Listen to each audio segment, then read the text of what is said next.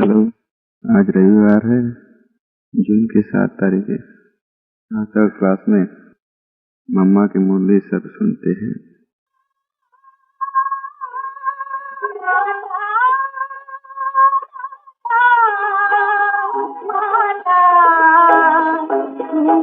सबके भाग्य विधाता माता,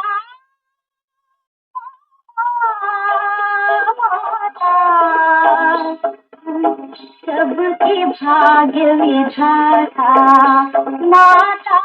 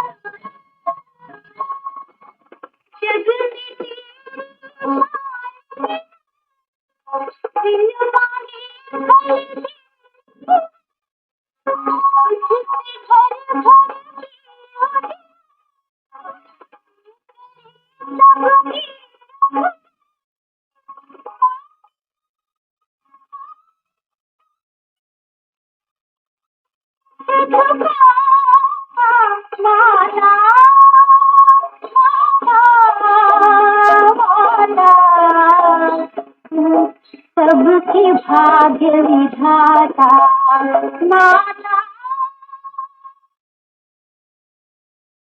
ओम शांति।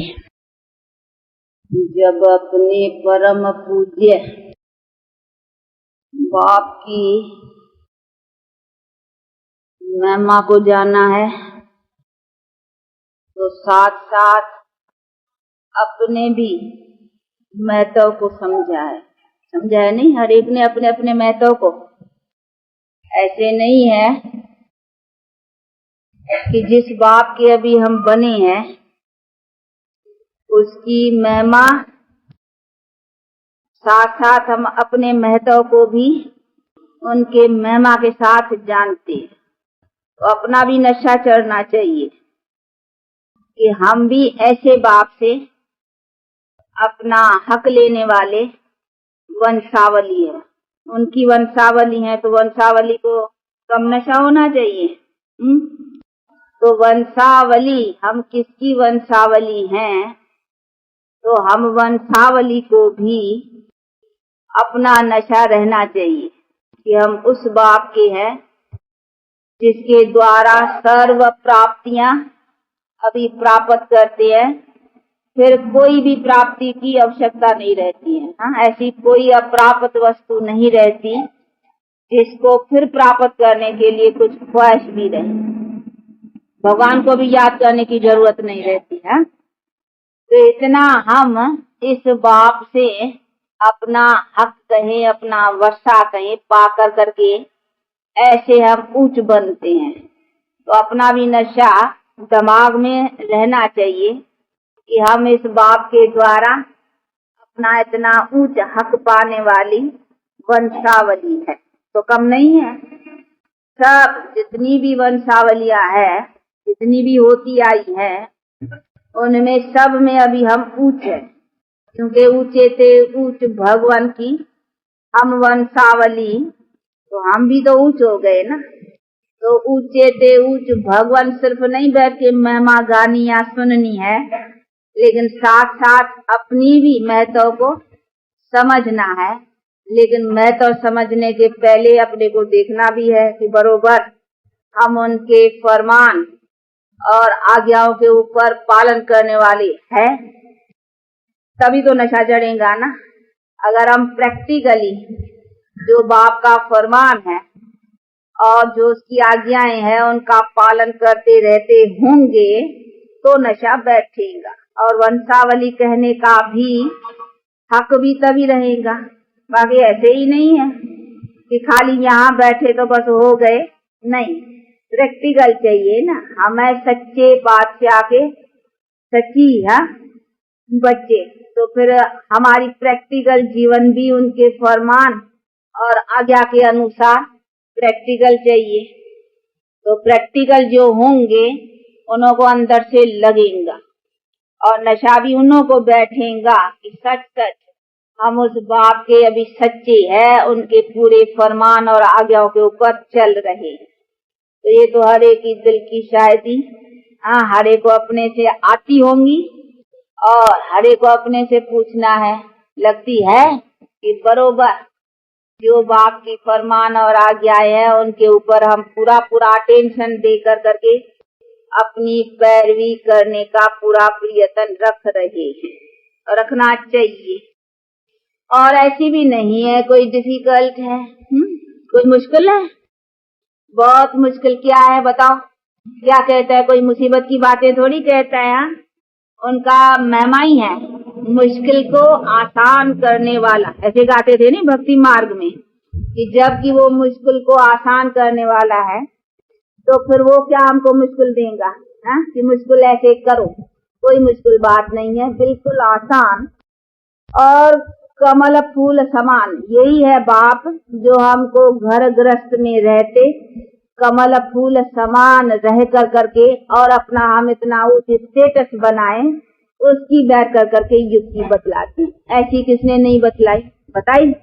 जो भी मार्ग बतलाने वाले हैं, देखो सन्यास मारे गए तो भी घर बार छोड़ने की बात रही, लेकिन इसमें तो कोई ऐसी बात नहीं है।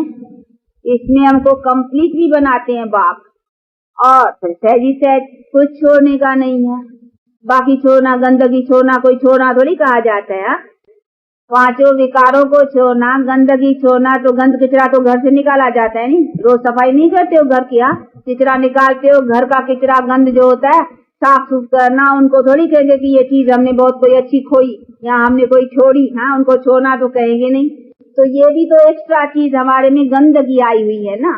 तो अगर बाप भी कहते हैं हमको निकालने के लिए अथवा छुटकारा पाने के लिए, तो कोई हमारी काम की चीज या कोई हमारी कोई ऐसी चीज है जिसके बिना हमारा गुजारा नहीं हो सकता है, ऐसी तो बातें है ही नहीं। ये तो एक्स्ट्रा आई थी नहीं। हम बड़े स्वच्छ थे और ये चीजें हमारे में थी नहीं।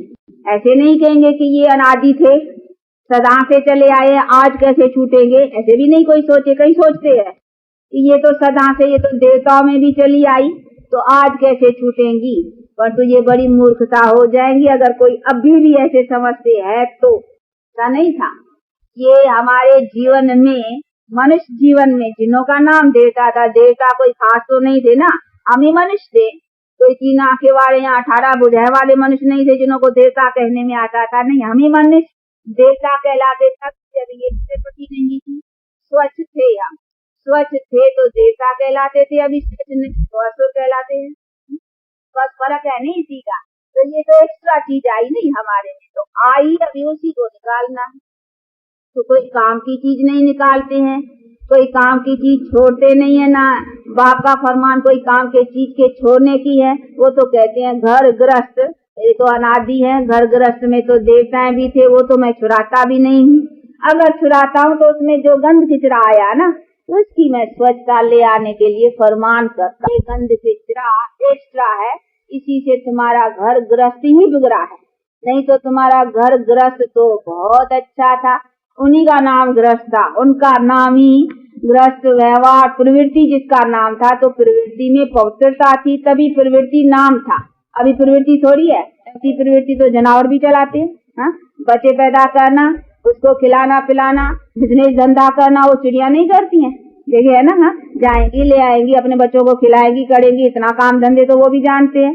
अपने बच्चों की पालना करना, ये करना वो करना, इतना काम तो जानवर पक्षी पशु भी कर लेते हैं। तो यही प्रवृत्ति समझते हो कि बच्चे पैदा करना, उसको खिलाना पिलाना, उनकी पालन कर करके जीवन निभाई, बस इतना ही हमने काम किया। तो ये प्रवृत्ति का फर्ज अदा किया, ऐसे समझते हैं नहीं कि ये फर्ज है।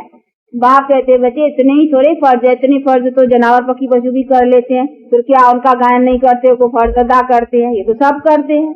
ये तो हर एक का चीज का चलता ही है। तो तुमने भी इतना ही काम किया, तो इन्हों को थोड़ी समझना है सिर्फ फर्ज अदा।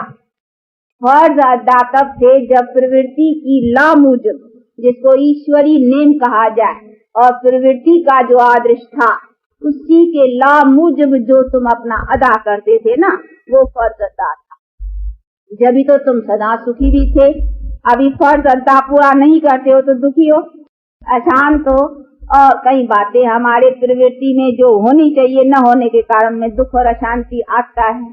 तो यही सभी कारण है। इसीलिए बाप कहते हैं कि मैं तुम्हारी प्रवृत्ति को ही बनाने की युक्ति बतलाता हूँ, और प्रवृत्ति का ही आदर्श क्या है वही बनाने का मैं लक्ष्य देता हूँ।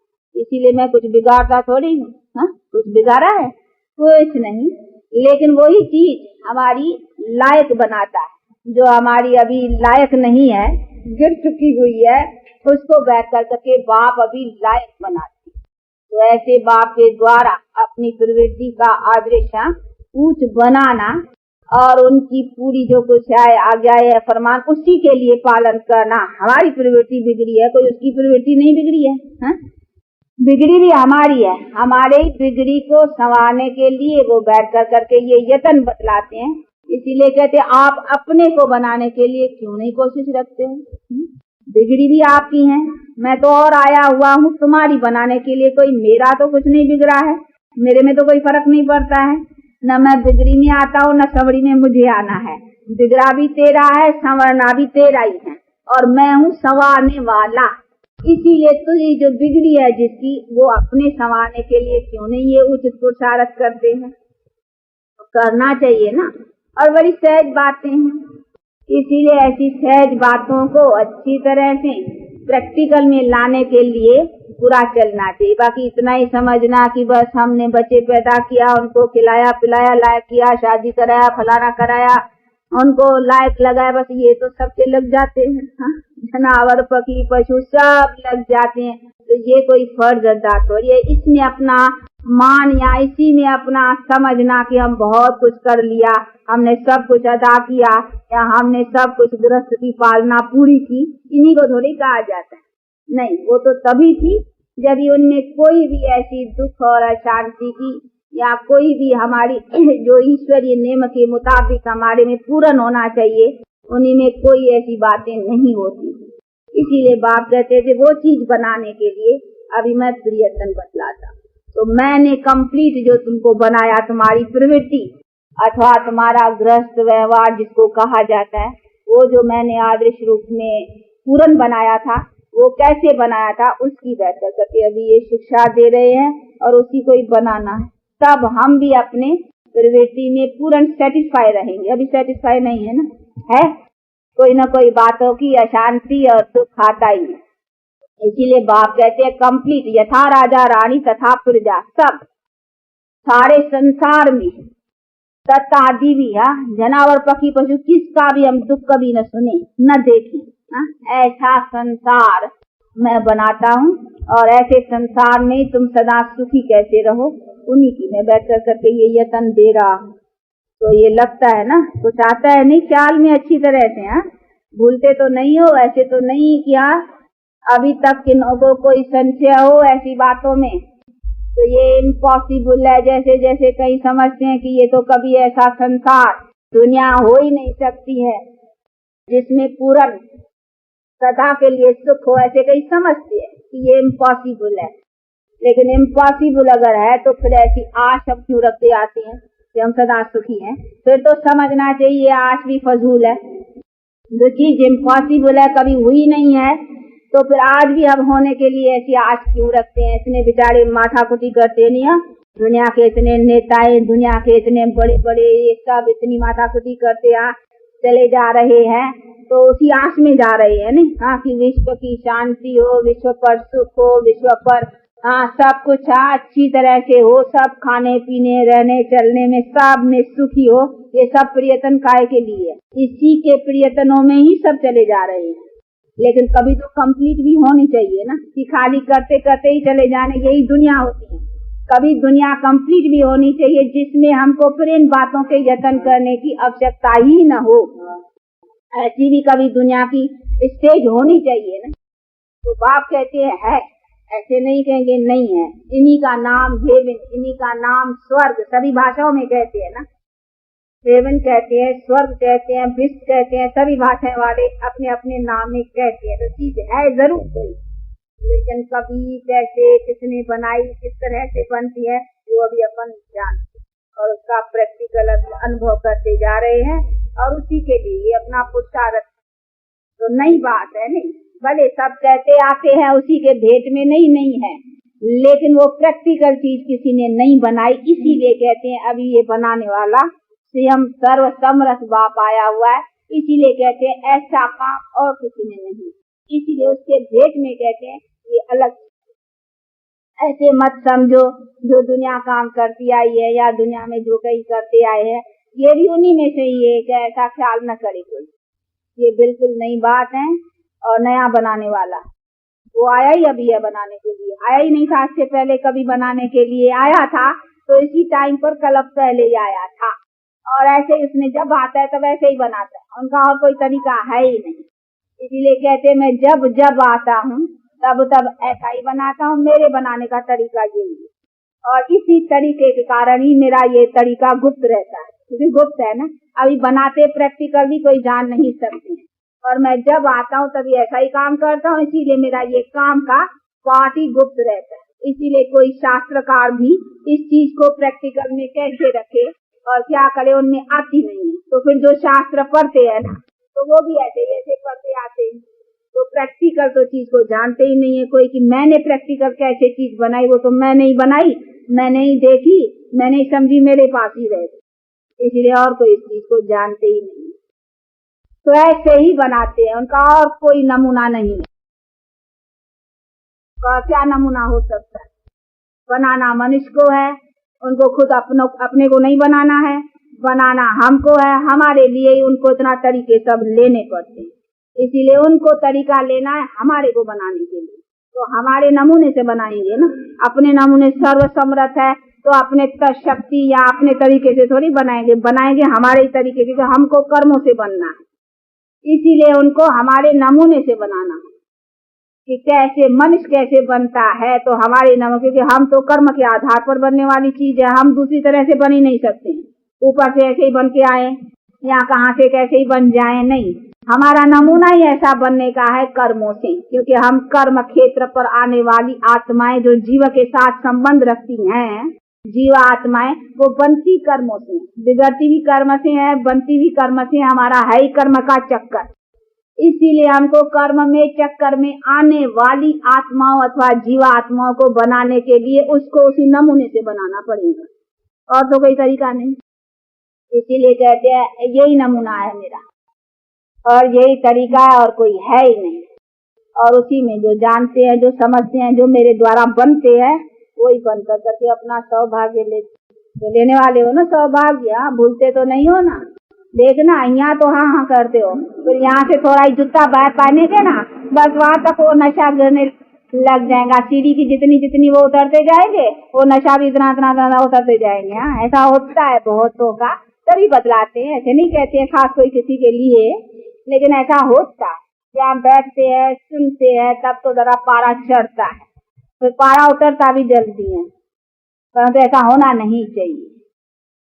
होता है, क्यों होता है? क्योंकि ये माया का भी थोड़ा है ना, अभी तो माया के बीच में बैठे, इसीलिए माया जरा वो पारा चढ़ा रहने में जरा अपोजिशन करती है, और करना उनका भी फर्ज है जरूर। वो न करे तो फिर युद्ध का कैसी गाई जाए, हमारी भी युद्ध है न, किसी के साथ तो लड़ाई, हम किसके साथ है वो भी हमारी अपोजिशन तो जरूर होंगी, लेकिन उसका मतलब होंगी तो हम हारते ही रहे, ये भी बात नहीं है ना। हमको उससे ऊपर अभी विन भी करनी, ये ख्याल रखना है कि जीतना भी अभी है, अगर हम हार खाते रहेंगे तो हारे ही जाएंगे, इसलिए जीतने की बाजी भी अभी लगानी है, तो अपनी जीत प्राप्त करने के लिए पूरा पुरुषार्थ रखना है, समझा? इसलिए ऐसा यत्न करते, हिम्मत रखते, कुछ भी आए विघ्न उन्हीं की कोई परवाह न करते, अपना चलते चलना, एक भरोसा एक बल गाया हुआ है ना, इसीलिए अपना ऐसी रफ्तार से चलते चलने में ही कल्याण। अच्छा, कल्याणकारी बाप को याद करते सदा हर्षित रहते हो ना, खुश और राजी रहते हो ना, बताओ सब राजी खुशी में हो ना, कुछ खैराफत पूछते हैं। अच्छा, बॉम्बे की फुलवाड़ी, ये तो हमारे लखनऊ के है। क्या सब राजी खुशी में हो, गोप गोपियां? नहीं तो फिर कहेंगी गोपियां भी क्यों मम्मा खाली एक तरफ देखती हैं। नहीं आपसे पूछते हैं हम जिनस से तो देखो अभी बेहद बाप से अपना पूरा पूरा हक लेने के लिए पूरा पुरुषार्थ रखते रहो और रखते चलो। ऐसा बाप फिर नहीं मिलेगा। ये प्राप्ति फिर नहीं होंगी, होने का टाइम अभी है, इसलिए अपना लगाते चलो। नुकसान क्या पड़ता है ये तो बताओ भला। नुकसान ही क्या पड़ता है, फायदे की बातें ही मिलती हैं। फिर क्यों अपना उसमें क्यों अपना वहम संशय लाते, अपना क्यों टाइम वेस्ट करना चाहिए। इसीलिए जब आया है बाप तो उसे अपना लेने में पूरा पुरुषार्थ रखते रहो। कहीं बेचारे मूंझते हैं, पता नहीं कहते हैं परमात्मा आया है कैसे समझें, क्या है शकल बकल, क्या है और शकल तो मनुष्य के उसमें आता भी साधारण अति साधारण तन में है, इसीलिए बेचारे मूंझते हैं। हम तो उनको कहते हैं चलो समझो परमात्मा आया है नहीं आया है, चलो विनाश होगा या न होगा, चलो कुछ होने का है या नहीं होने का, लेकिन तुम्हारा बिगड़ता क्या? जो कुछ तुमको मिलता है उसमें तो बताओ तुम्हारा बिगड़ता क्या है। अगर कुछ बिगड़ती हो तो ख्याल करो कि पता नहीं परमात्मा है, वो बोलता है या नहीं है, फिर हम माने उसकी या न माने, वो इतना विचार भी उसी में किया जाता है जिसमें हमारा नुकसान भी कुछ होता हो। लेकिन हमारा बिगड़ता क्या है? हम अपने प्रैक्टिकल जीवन को देखें तो हमारा बिगड़ा क्या है बताओ? कोई किसी भी ने भी बनाई है, जिसके भी नॉलेज से बनी है, जिससे भी हमारी जीवन बनी है, अच्छी बनी है ना, फायदा हुआ है ना, अच्छी बातें मिली है ना, लाइफ अच्छी रही है ना, तो नुकसान क्या पड़ा है? किसी ने भी बनाई है, चलो परमात्मा है या नहीं है, किसी ने भी बनाई है, हमारा बिगड़ाई क्या है? तो भी इसी बातों में मूंझने की क्या बात है? इसी में मूंझ करके हट जाना, ये तो बड़ा महामूर्ख गिना जाएगा। भाई तुम्हारा बिगड़ता क्या है ये तो कोई बताए।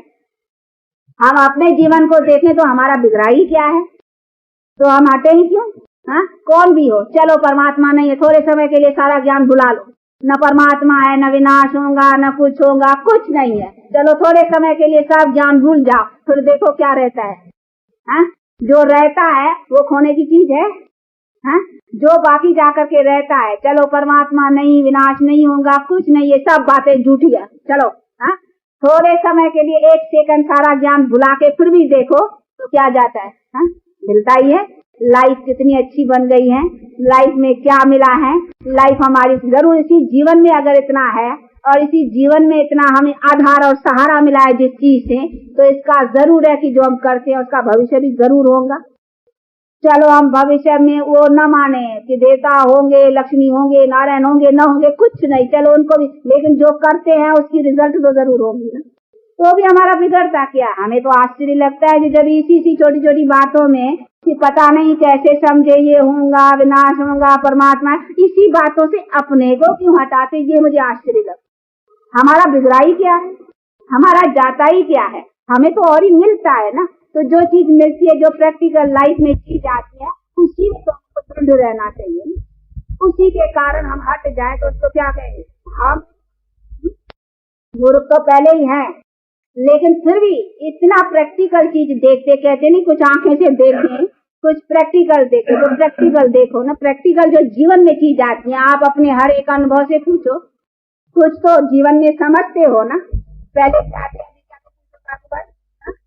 देख लो फलाने किसके नाम कितने ले, तो देख लो जो जिन्होंने के जीवन में परिवर्तन आए हैं और सच आए हैं, वो अपना देखे जिन्होंने सच पाया है। बाकी तो जो आते हैं ऐसे ही खाली थोड़ा बहुत, तो उसकी तो बात ही नहीं है, लेकिन सच हम तो अपने अनुभव के आधार पर कहेंगे ना।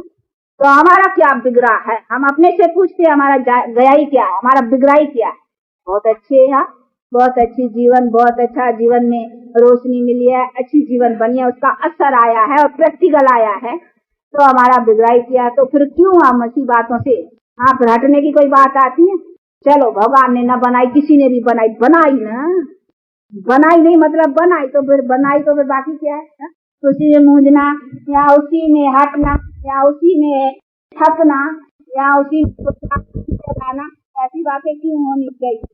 इसी पर आश्चर्य लगता है जब कई ऐसे हट जाते हैं चलते चलते, तो और उसी के ऊपर तरस पड़ता है कि हाय ऐसी अपनी ऊंची ऊंच तकदीर बनाने का ये सब तरीका जो मिल रहा है, इससे ऐसे क्यों हटते हैं? कौन भी हो बनाने वाला, कुछ हो न हो, लेकिन हमारी जीवन तो बनती जा रही है, और बनती है उसका ये तो जरूर है कि जो हम करते हैं सो पाएंगे भी जरूर। इसमें हमारा जाता ही क्या है? तो भी पता नहीं क्यों हट जाते हैं, ठंडे हो जाते हैं, कभी यहाँ ये हो जाते हैं। हाँ, होते हैं ना कैसे? हाँ, ठंडे होने वाले जरा सोच लो, हाँ, थकने वाले जरा सोच लो, संशय में आने वाले जरा सोच लो, मूंझने वाले जरा सोच लो। हाँ, तो इसमें क्या बिगड़ता है? इसीलिए जरा सावधान हो जाओ और अपने बाप से पूरा लेने में पूरा रह जाओ। अच्छा, अभी टाइम हुआ है, आप लोग भी सवेर में आते हो, बहुत बैठते हो, थक जाते होंगे, जाने में भी देरी पड़ती होंगी। अगर कोई ऐसी दिक्कत होती हो, टाइम वाइम कुछ हो तो सवेर कर सकते हो, हम तो सवेर बवेर आ सकते हैं, कोई ऐसी बात नहीं है। इसीलिए जिसको जिस तरह से, क्योंकि अपना है ही सहज मार्ग और घर गृहस्थ में रहते सब, हाँ, इसीलिए तो भी सबकी की जो मेजॉरिटी होती है नहीं सब बातों में, एक दो की तो बात को तो भी जो सहज सबकी बने ऐसा कुछ हो तो। बाकी ये पढ़ाई बड़ी अच्छी है, इसकी स्टेटस बड़ी अच्छी है, इससे बड़ा बल अच्छा मिलता है, ये तो अनुभव के आधार से देखते जा रहे। देखने वाले आते हैं, दिखाई नहीं है? बाबू राम नाम है। अच्छा, बाबू राम, ये तो हमारा पुनवान है, जयपुर, ये लखनऊ, बॉम्बे भी ऐसा स्थान है जहाँ तहाँ से कुछ न कुछ आते जाते रहते हैं, कि ये भी बड़ा स्थान है, आना जाना बहुत करके होता है, ये भी अच्छा है। एक दो के भाई बहनों से ये दैवी परिवार हो गया ना, उन्हों के द्वारा एक दो का अनुभव लेना देना, ये अच्छा है, जिससे और भी उन्नति होती है। फिर आते हो, कुछ सुनते कुछ सुनाते भी होंगे ना। अच्छा, हम बहुत राजी खुशी में यहाँ खुश खैरापत सुनाने के लिए आते हैं, कहीं यहाँ इंतजार न करें, हम बहुत राजी खुशी में अपनी नब्ज सबको दिखाने आते हैं, देखने भी आते हैं, दिखाने भी आते हैं कि हम खुश राजी में है, कोई फिक्र नहीं, और आप सब राजी खुशी में रहते चलते अपना कदम आगे बढ़ाते चलो। बाकी तो ये सब, हाँ, आता भी तो चुप चुप करते ही चलना है, कुछ योग बल से, कुछ कर्म भोग से, कुछ किसी तरीके, कुछ किसी तरीके, क्योंकि कई जन्मों का खाता है, इसीलिए उनको चुकाने में हर तरह से कोशिश करनी है। इसीलिए कोशिश करते अपना खाता चुका, क्योंकि आगे खाते ले न जाएं, वो दंडों से चुकाना वो बड़ा इंसल्ट की बात है। इसीलिए ये विचार है कि दंडों से न चुकाए, ये भोगना भी अच्छी है बजाय दंडों के। हाँ, दंडा तो इंसल्ट है ना, इंसल्ट से ये भोगे, क्योंकि भोगने में फिर भी सहारा बल, उसमें हिम्मत आती है, भोगने में तो नहीं आएगी ना, उसमें डर सजाओं से भोगने में तो जरा कठिन होता है, और इंसल्ट से तो इसीलिए समझते हैं कि कुछ योग बल से, कुछ शाख से, मतलब यहाँ ही चुकाए, तो इसीलिए यहाँ चुकाने में अच्छा है बजाय आगे ले जाने से। ले जाने में फिर इंसल्ट, दंडों से तो दंड खाना और मारपीट से अच्छी बातें थोड़ी, इसीलिए इंसल्ट कभी अच्छी थोड़ी होती है, इंसल्ट तो उसको कहेंगे इंसल्ट, ये है विद ऑनर, चलते यहाँ अपना